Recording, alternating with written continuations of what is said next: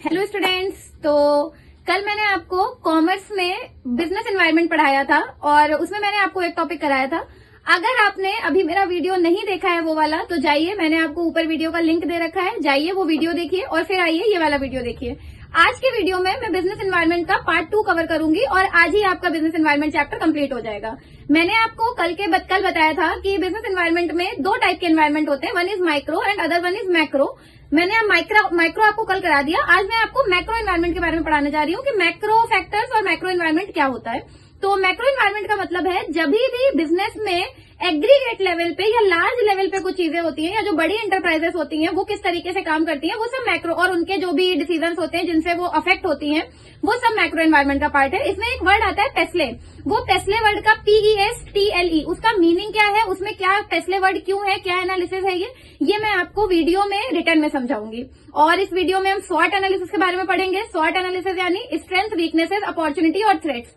तो स्वॉट के बारे में पढ़ने वाले हैं। स्वॉट के मीनिंग और इम्पोर्टेंस वो आज के हम इस वीडियो में कवर करने वाले हैं। तो चलिए बिना टाइम वेस्ट किए हुए हमारा आज का वीडियो स्टार्ट करते हैं। आ जाइए मेरे साथ। तो बच्चों, आज मैं आप लोगों को पढ़ाऊंगी मैक्रो एनवायरनमेंट। तो मैक्रो एनवायरनमेंट का मतलब है a detailed analysis of the macro environment और the environment as a whole is called PESTLE analysis. Macro environment का मतलब है जितना भी हमारा एग्रीगेट लेवल पे बिजनेस एनवायरनमेंट होता है उसे ही हम मैक्रो एनवायरनमेंट बोलते हैं। और मैक्रो एनवायरनमेंट एक डिटेल्ड एनालिसिस है जिसको हम लोग पेस्ले एनालिसिस भी बोलते हैं। पेस्ले में कुछ फैक्टर्स हैं जिनका एक इनिशियल्स निकाल के एक वर्ड बनाया गया है, PESTLE analysis, for your easy learning. इस वजह से तो P for political factors. Macro environment में पॉलिटिकल फैक्टर्स आते हैं। पॉलिटिकल फैक्टर्स का मतलब अगर किसी पॉलिटिशियन या किसी लीडर के चेंज होने की वजह से बिजनेस एनवायरनमेंट में चेंज आता है तो वो पॉलिटिकल फैक्टर्स हैं। E for economic factors. Economic factors जैसे एक बिजनेस साइकिल हो गई, उसमें अगर फ्लक्चुएशंस आते हैं, कॉम्पिटिटर्स की वजह से कोई भी बिजनेस में चेंज आता है तो उसे हम लोग मैक्रो एनवायरनमेंट का पार्ट बोलते हैं। सोशल फैक्टर्स, कोई सोसाइटी में चेंज आया, कोई सोसाइटी के लिए नया नॉर्म आ गया तो उसकी वजह से जो चेंजेस आते हैं वो भी मैक्रो एनवायरनमेंट का ही पार्ट है। T फॉर टेक्नोलॉजिकल फैक्टर्स, जैसे कि जिस हिसाब से हम लोग ग्रो कर रहे हैं डे बाय डे, उस हिसाब से हमारी टेक्नोलॉजी भी चेंज होती जा रही है। तो इस चेंजिंग टेक्नोलॉजी के साथ बिजनेस को खुद को अडॉप्ट करना पड़ता है। तो बिजनेस जिस तरीके से टेक्नोलॉजी के साथ अडेप्ट होता जा रहा है वो टेक्नोलॉजिकल फैक्टर्स होते हैं। Next is L for legal factors. कोई नया लॉ पास हुआ, किसी भी तरीके का कोई नया कानून बना बिजनेस से रिलेटेड, किसी अदर बिजनेस से ही रिलेटेड फैक्टर से रिलेटेड, तो वो लीगल फैक्टर्स का पार्ट है। Next is E for environmental factors. Environmental factors का मतलब है क्लाइमेटिक चेंज। अगर कोई क्लाइमेटिक चेंज आता है, जैसे फॉर एग्जांपल एग्रीकल्चर जो है, एग्रीकल्चर पूरी तरीके से क्लाइमेट पे ही डिपेंड करता है। आज भी बहुत सारे ऐसे विलेज हैं जहां पे आज भी फुल्ली डिपेंडेंसी है रेनफॉल के ऊपर, तो वो इन्वायरमेंटल फैक्टर्स का पार्ट है क्योंकि उनकी वजह से बिजनेस में जो भी चेंजेस आएंगे वो इन्वायरमेंटल फैक्टर्स हैं।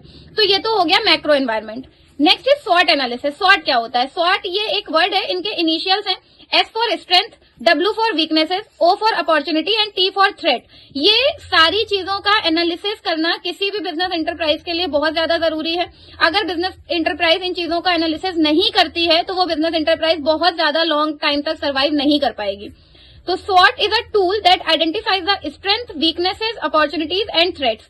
क्या कंपनी की स्ट्रेंथ्स हैं, क्या वीकनेसेस हैं, क्या अपॉर्चुनिटीज हैं और क्या क्या थ्रेट्स हैं अपकमिंग जो आ सकते हैं किसी भी ऑर्गेनाइजेशन में, इसे हम स्वॉट एनालिसिस बोलते हैं।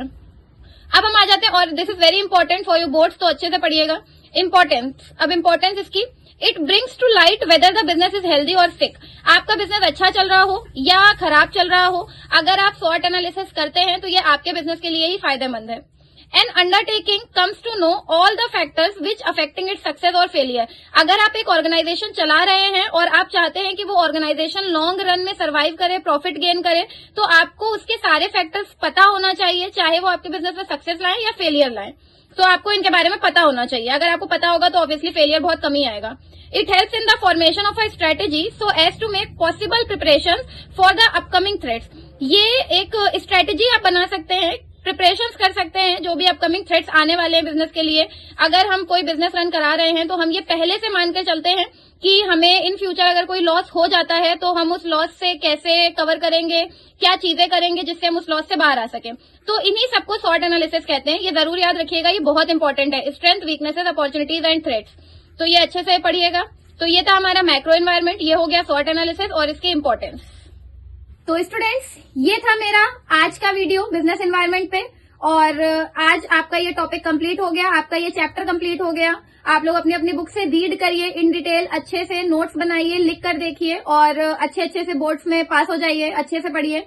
और अगर आपको मेरा वीडियो अच्छा लगा हो तो प्लीज लाइक करिएगा, अपने दोस्तों के साथ शेयर करिएगा और चैनल को सब्सक्राइब करिएगा। Thank you so much.